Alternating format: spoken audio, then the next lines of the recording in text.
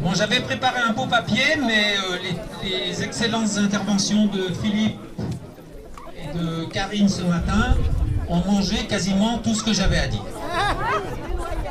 Mais dis-le en anglais là. Je voudrais quand même vous dire que à la France Insoumise, on vous remercie pour votre présence cette année. Ça a déjà été dit ce matin, mais on est là grâce aux Gilets jaunes de la région albervilloise et qu'on ne gagnera cette bataille qu'en élargissant aux citoyens. On est là aussi grâce au travail qui a été fait par les syndicats, notamment la CGT, qui nous alerte depuis longtemps sur ce problème, mais qu'on n'a pas toujours accompagné comme il fallait. On est aussi également là grâce au groupe d'experts, et Philippe André, on était ce matin le représentant. Et puis aussi, il faut dire qu'il y a des partis qui se sont intéressés très tôt à cette problématique. Et en 2014 et 2015, dans le Beaufortin, nous avions fait, avec le Front de gauche, des réunions publiques pour alerter sur ce problème-là. Alors, je crois que ce qu'il faut savoir, c'est ce que l'on combat. Il y a environ un mois, le Dauphiné a titré les barrages, union sacrée autour des barrages. Le problème, c'est que s'il y a union sacrée, le diable est dans les détails. Alors vous avez d'abord les députés, je dirais, perroquets de La République En Marche, qui vous disent, ça a déjà été dit ce matin, il ne s'agit pas d'une privatisation parce que le barrage reste la propriété de l'État. Mais les autoroutes aussi sont la propriété de l'État. Et on parle bien, et c'est le terme populaire, le terme juste, on parle bien de privatisation. Le terme ouverture à la concurrence, c'est le terme juridique, constitutionnel. Ensuite, on doit combattre la boîte à outils de Macron. Alors, qu'est-ce qu'il y a dans la boîte à outils de Macron? Et je vous rappelle que Emmanuel Macron, il ne vient pas d'il y a 2 ans. Il était déjà en 2015 ministre de l'économie quand a été votée la loi dite de transition énergétique pour la croissance verte. Et qu'est-ce qu'il y avait dans cette loi pour la croissance verte? Il y avait la possibilité d'ouvrir à la concurrence, et ça c'est écrit dans la loi, donc on ne pourra pas me contredire là-dessus, ouvrir à la concurrence en créant des sociétés d'économie mixte. Qu'est-ce qu'il y a dans une société d'économie mixte? Il y a un opérateur privé et il y a...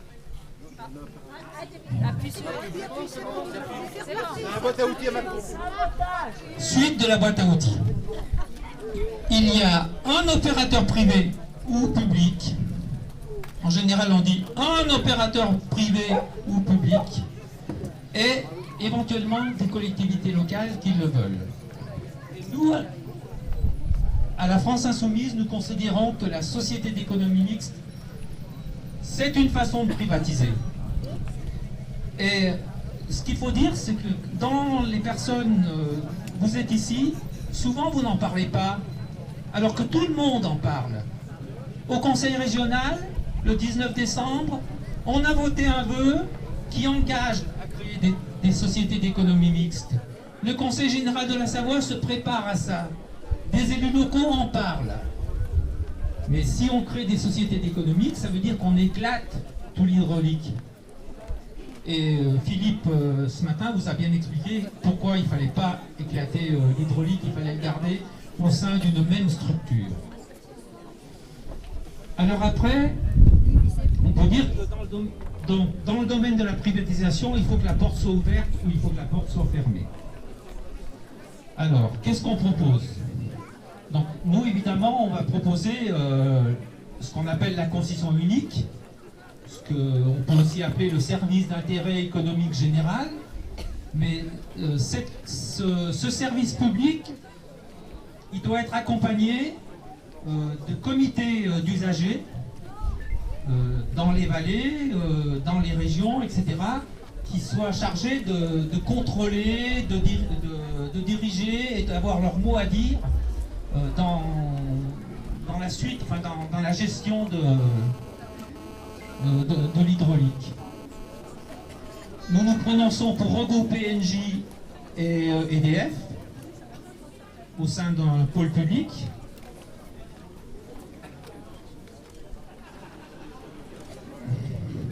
Et puis voilà, je crois que j'ai à peu près tout dit parce que tout le reste a été dit. Si j'ai quelque chose à ajouter, c'est que quand même en 2015, maintenant certains disent la solution c'est la concession unique, c'est le service d'intérêt économique général. Mais pourquoi est-ce qu'on ne l'a pas fait en 2015 ? En 2015, l'Assemblée précédente, il y avait une majorité confortable, elle ne l'a pas fait. Et maintenant, ce serait la solution. Donc il faut qu'on soit vigilants, nous les citoyens, à savoir que disent les gens quand ils sont dans l'opposition et quand ils sont dans la majorité. C'est pour ça qu'il faut se former, il faut lire les rapports, il faut lire, il faut s'informer. La dernière chose que je voulais dire, c'est que notre combat, ici, contre la privatisation des barrages, il est étroitement lié à la signature de la pétition pour avoir le référendum pour l'aéroport de Paris. Plus il y aura de signatures et le plus possible pour avoir le référendum sur l'aéroport de Paris, plus ça voudra dire que la population s'oppose à la privatisation. Je vous remercie.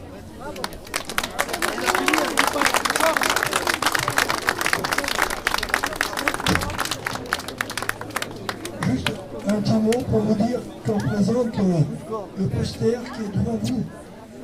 C'est vous le connaissez tous.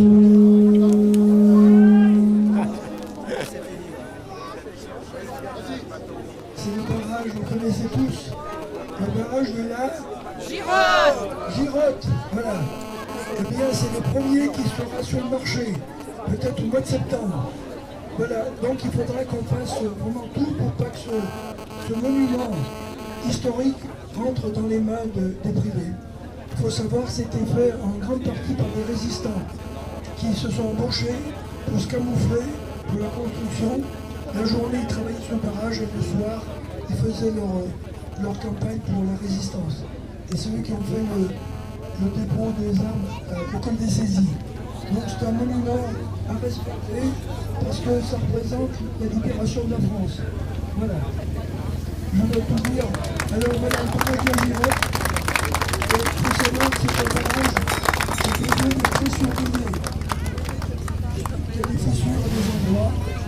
Il était fait en période où on n'avait pas beaucoup de béton, pas beaucoup de ferraille, et on a fait ça un peu trop légèrement. Et donc il a fallu colmater déjà. Et donc le privé qui va prendre ça, est-ce qu'il va se casser la tête? Merci Bernard.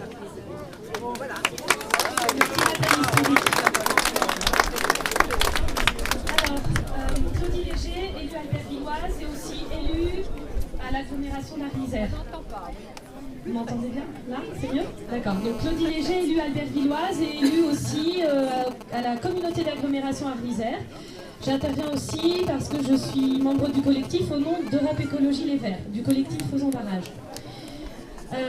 Tous les très bons arguments écologiques ont été rappelés tout à l'heure par Philippe André, donc je ne vais pas revenir dessus.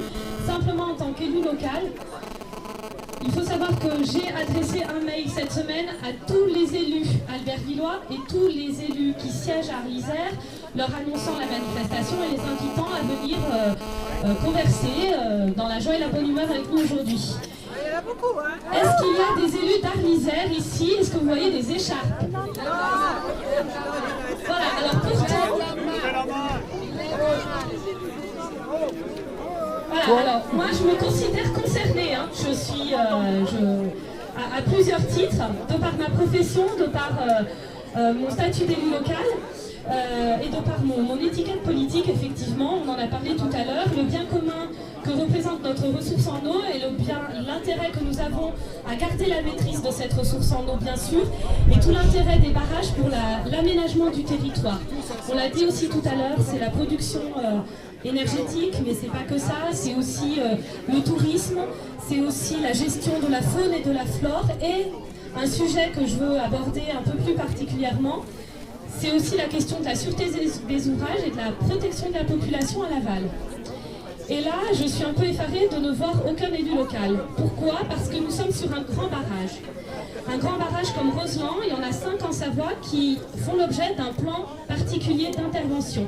C'est un plan de secours à la population en cas d'événement sur le barrage qui ne serait plus maîtrisé par le barragiste. Il y a tout un système et toutes des étapes de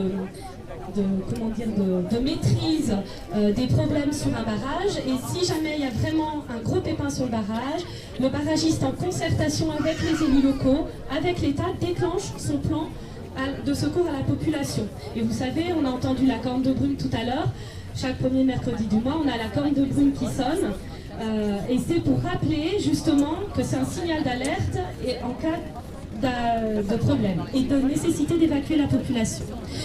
Donc je suis un peu effarée parce que la privatisation, on le sait, ça a été très bien dit, fait passer l'intérêt général et forcément la sécurité de la population au second plan, après les intérêts économiques. Donc je me demande pourquoi il n'y a pas un élu du territoire qui est là, au moins pour questionner. Pourtant il y a quand même un consensus à l'Assemblée nationale, on l'a dit, ça a été dit tout à l'heure, il y a près de 140 députés de tous bords. Donc c'est pas une logique partisane qu'il faut avoir là, mais c'est 140 députés de tous bords qui essayent d'alerter le gouvernement dans le cadre de la nouvelle loi énergie sur ces questions-là. Ça n'est pas pris en compte. Donc je voulais juste vous dire, sans vouloir affoler, puisque la population, parce que c'est pas là l'intérêt, mais avec EDF, il y a quand même la garantie d'un opérateur historique qui connaît ses ouvrages, qui connaît la sûreté de ses ouvrages et qui du coup travaille avec les élus locaux pour protéger la population. Est-ce que ça, ce sera toujours garanti le jour où on privatise? Je n'en suis vraiment pas sûre, et pour te dire, j'ai envie de dire non. Voilà. Donc sachez qu'il y a un prochain conseil d'agglomération à l'Isère jeudi prochain, et que la question sera posée auprès des élus, à savoir pourquoi ils n'étaient pas là aujourd'hui, et que comptent-ils faire pour faire pression vis-à-vis des élus nationaux, sachant qu'on est quand même, comme il a été dit aussi tout à l'heure par Laurent, dans le château d'eau de la France, et que les barrages, la question des barrages, c'est quand même à la population et aux Savoyards que ça revient en priorité. Voilà, merci de votre écoute.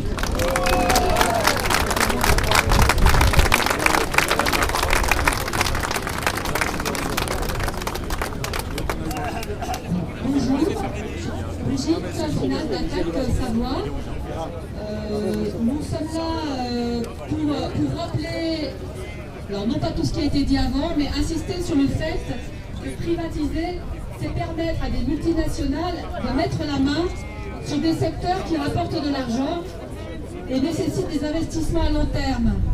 Et c'est ce qui va primer avec tous les grands groupes qu'on nous propose, enfin tous les grands groupes qui essayent justement de mettre la main sur tout un tas de richesses de la France, dont les barrages, mais il y a, on l'a rappelé, il y a aussi l'aéroport de Paris, il y a Engie, il y a également Française des Jeux.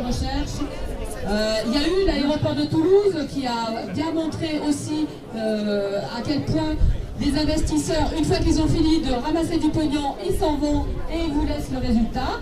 Voilà. Il y a eu les autoroutes, effectivement, ça a déjà été dit. Et ce scandale de la privatisation des autoroutes, d'ailleurs, a été dénoncé par la Cour des comptes. Et de la même façon que ça a été fait pour l'aéroport de Toulouse. Voilà. Et donc, comme les autres associations et syndicats qui en ont parlé, Attaque se prononce aussi pour signer massivement le référendum d'initiative partagée. Parce que l'aéroport de Paris, c'est un symbole. Effectivement, c'est pas pour le fait de maintenir des avions et continuer à faciliter les transports à très long, enfin, sur des très longues distances, mais c'est parce que c'est vraiment le symbole de la mainmise de multinationales qui vont se faire de l'argent à nos dépens de tous et de chacun. Voilà. Donc nous allons lutter avec les autres organisations contre ces privatisations à marche forcée voulues par le gouvernement. Donc là je l'ai dit pour le rapport, et on se dépêche.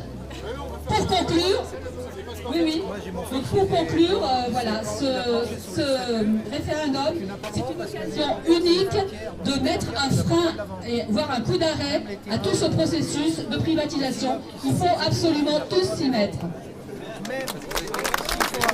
Très rapidement, un petit mot, voilà. Moi je suis représentant des salariés donc à l'unité de production Alpes. Tous les collègues qui sont barragistes, qui sont ici, c'était juste pour vous dire en tout cas qu'on se félicite et on vous remercie d'être présents. Parce que depuis 2014 on est sur le pont. Les salariés, moi c'est la première chose que je veux réaffirmer, les salariés d'EDF ne sont pas des privilégiés. C'est tous ensemble, on se bat pour l'intérêt public, on se bat pour l'intérêt collectif. Un emploi industriel à EDF, c'est 4 emplois dans les vallées, dans les écoles, etc. Donc là-dessus, en tout cas, je me félicite que vous nous rejoigniez pour cette bagarre qu'on mène pour les barrages. Croyez-le et soyez-en sûrs. Et ça, je le dis au nom de mon organisation syndicale et je le dis avec les tripes, parce que je vous dis depuis 2014, on est sur la défense des barrages. C'est pour vous tous. J'ai aussi des enfants, ils sont peut-être pas agents EDF demain. C'est vraiment pour les Français parce que ce bien il est commun, il est à nous. Et effectivement, ça a été dit tout à l'heure, les collègues qui se lèvent la nuit, qui surveillent vos barrages. Mais demain, il ne faut pas laisser ça dans les mains de n'importe qui. À EDF, on a des professionnels, on connaît nos métiers, on a été formés, on a eu nos écoles de métiers, on a été formés par les anciens, on a été élevés au service public, au service du public, au service de la sécurité. On a des copains qui sont tout discrets ici, qui sont barragistes, qui surveillent la météo, enfin ça a été dit ce matin, enfin en tout cas voilà, j'en dirai pas plus, mais c'est pour vous remercier. Il faut surtout pas se diviser, on est la France d'en bas, et moi je suis fier d'en être. Il faut continuer à serrer les coudes, il faut continuer à se battre par ce gouvernement qui veut tout nous piquer, y compris l'eau de nos montagnes. Serrons les coudes, merci à tous d'être là, et voilà pour nous. Merci, quelques mots au nom du Parti communiste. C'est compliqué quand on intervient dans les derniers, parce que beaucoup de choses ont été dites, sur lesquelles on est d'accord, donc je ne vais pas les reprendre, c'est pas la peine de faire un quart d'heure. Je crois quand même rappeler en 2 mots, le Parti communiste et la nationalisation d'EDF et GDF, c'est une longue histoire, j'allais dire une histoire d'amour. 1946, quand EDF a été nationalisé, le ministre de la production industrielle, Marcel Paul, était communiste. Et à l'époque, l'idée, c'était de dire ces moyens de production doivent être au service du peuple et non pas du capital. Je crois qu'aujourd'hui, on voudrait nous faire croire qu'il faut changer les idées. C'est encore une idée qui est toute neuve et qu'il faut conserver. Et on va se battre pour le conserver. Alors après, ce qui n'a pas été dit, 2 mots, mais je fais très rapide, sur votre facture d'électricité.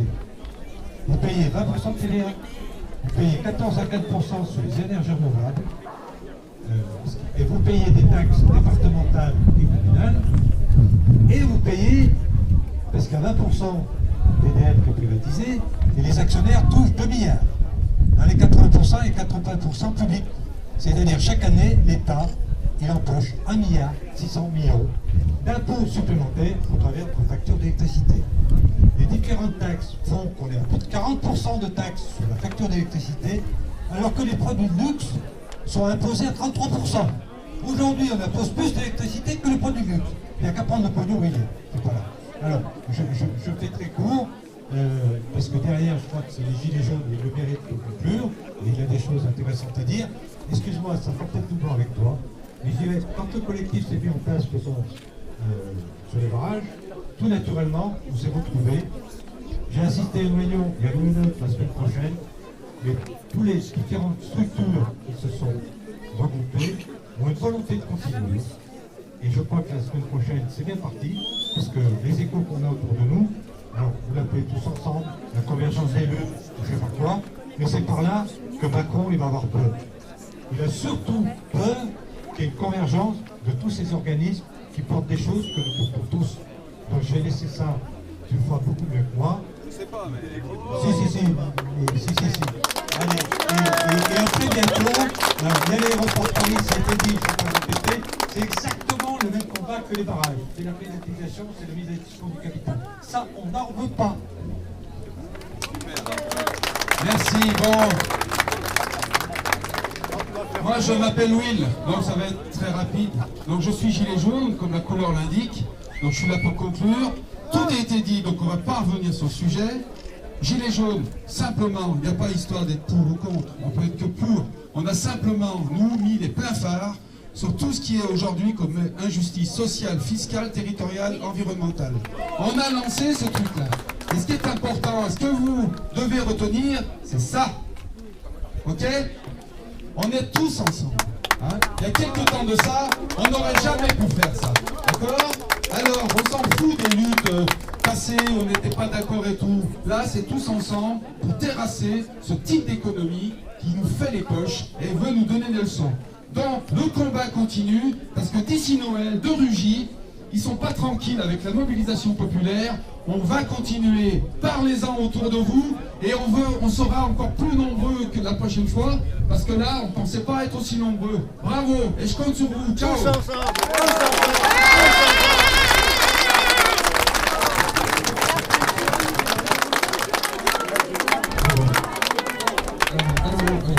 Donc pour des raisons météo, on va se dépêcher de faire cette chaîne humaine qui nous tient comme à cœur. Donc, à partir du bout du mur, là, on se tient la main jusqu'au bout du barrage. Et ça commence maintenant. En place, s'il vous plaît. En place. En place pour la chaîne humaine, s'il vous plaît. En place. Allez. En place pour la chaîne humaine. C'est maintenant, juste avant l'orage. Dépêchez-vous.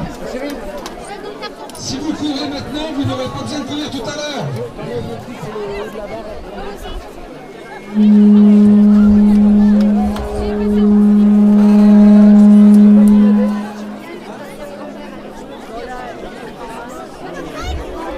En place pour la chaîne humaine, s'il vous plaît, il faut toucher les deux bords du barrage.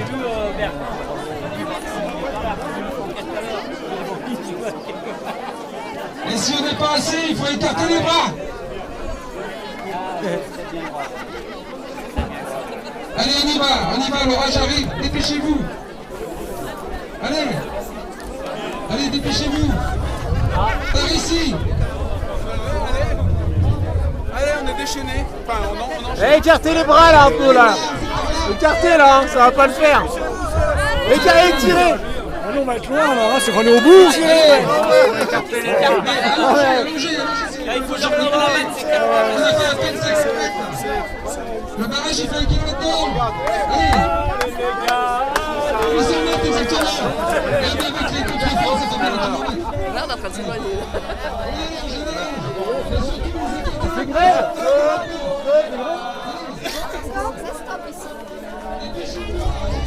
C'est en face que ça se passe.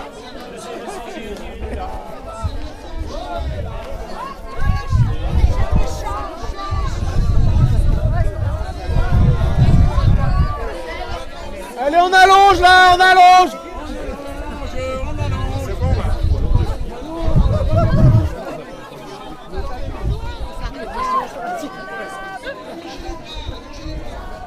Allez, Séverine. On allonge.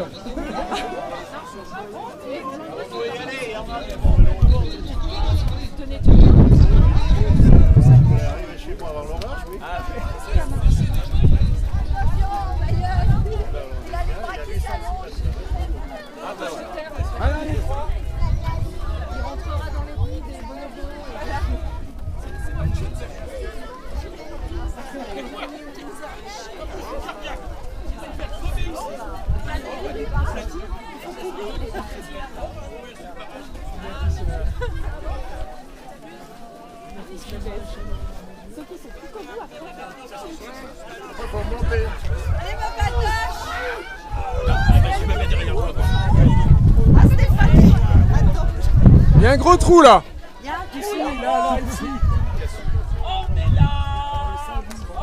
Tiens, hé.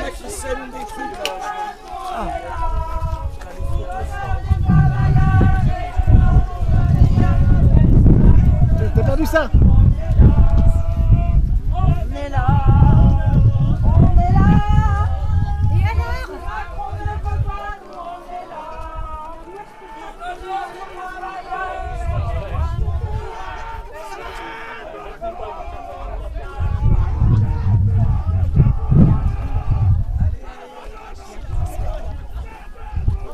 Eh, il y a un trou là, hein. Faut recoller, hein, faut recoller.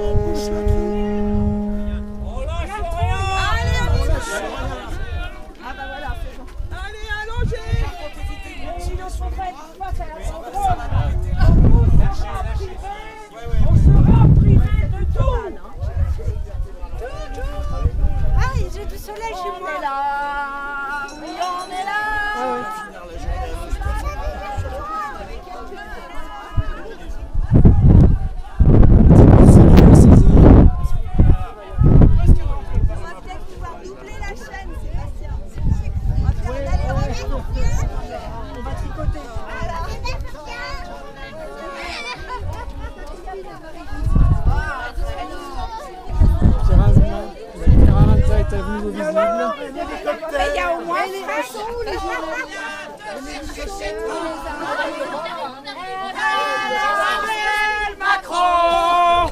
Oh, tête de con!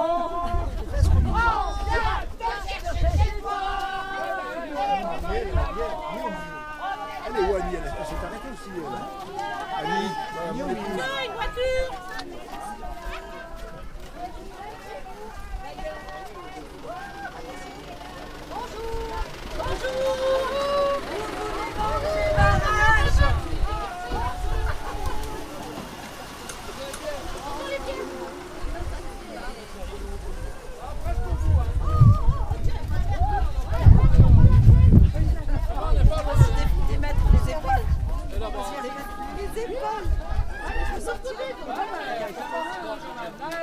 Ouais, on va y arriver là, on va y arriver. Hein. Ah, on n'est pas loin.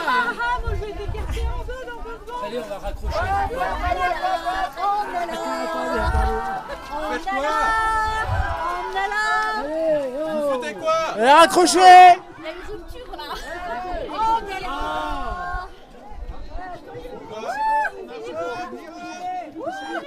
Ils veulent tellement tirer pour aller au bout qu'on est là.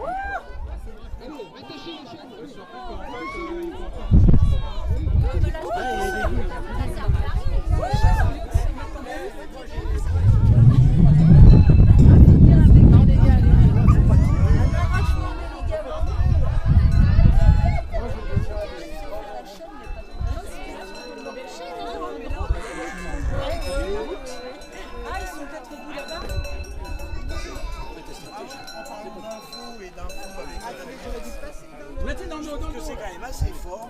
Que le gouvernement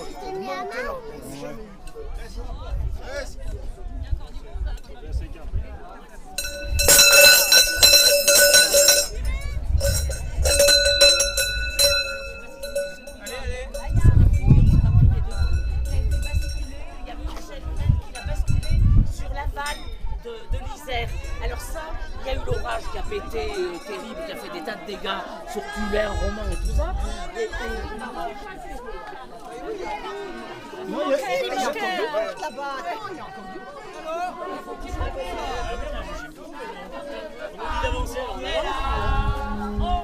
Il commence à pleuvoir.